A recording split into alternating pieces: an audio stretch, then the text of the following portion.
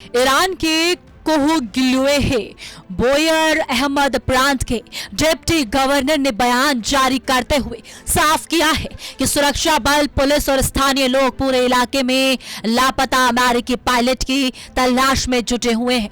बताया जा रहा है कि इस अभियान को पूरी ताकत के साथ आगे बढ़ाया जा रहा है और पहाड़ी व दुर्गम इलाकों में सर्च ऑपरेशन तेज कर दिया गया है।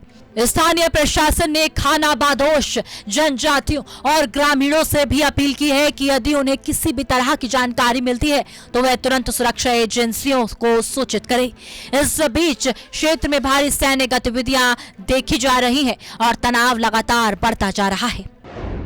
ईरान की सैन्य रणनीति तेज, अमेरिका का खोज अभियान जारी, होर्मुज जल डमरू मध्य पर तनाव।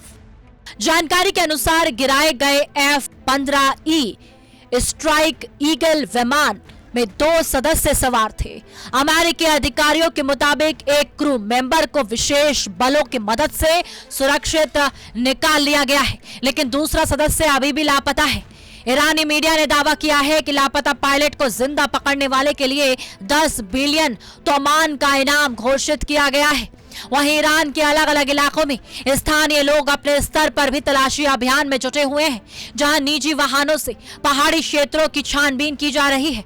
इस बीच ईरानी सेना ने F-15 लड़ाकू विमान के पायलट को देखते हुए गोली मारने के आदेश जारी किए हैं, जिससे हालात और अधिक तनावपूर्ण और जटिल होते नजर आ रहे हैं। लेकिन क्या यह सर्च ऑपरेशन मानवीय प्रयास है या फिर सैन्य रणनीति का हिस्सा? उधर स्थिति तब और गंभीर हो गई जब रिपोर्ट्स में यह दावा किया गया कि अमेरिकी बचाव अभियान के दौरान इस्तेमाल किए गए एक हेलीकॉप्टर और A-10 वॉर्थॉग विमान को भी निशाना बनाया गया। हालांकि इन दावों की स्वतंत्र पुष्टि नहीं हो सकी है, लेकिन इससे संघर्ष की तीव्रता बढ़ने की आशंका गहरा गई है।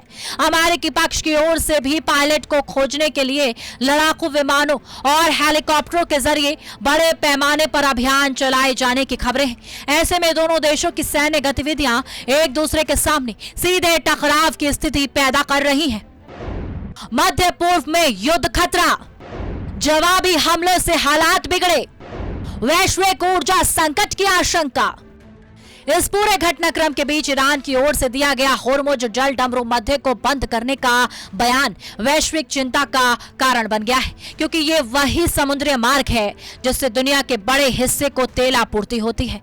ईरान के अनुसार ये रणनीतिक दबाव का हिस्सा है, जबकि अमेरिका और उसके सहयोगी देशों का मानना है कि यह अंतर्राष्ट्रीय व्यापार और ऊर्जा सुरक्षा के लिए गंभीर खतरा है।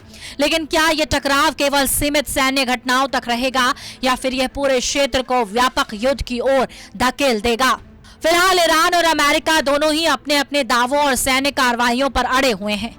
एक ओर जहां लापता पायलट की तलाश जारी है, वहीं दूसरी ओर होर्मुज को लेकर दी गई धमकी ने वैश्विक स्तर पर चिंता बढ़ा दी है। लेकिन सवाल यह है कि क्या कूटनीति का रास्ता अब भी खुला है या फिर हालात पूरी तरह नियंत्रण से बाहर होते जा रहे हैं?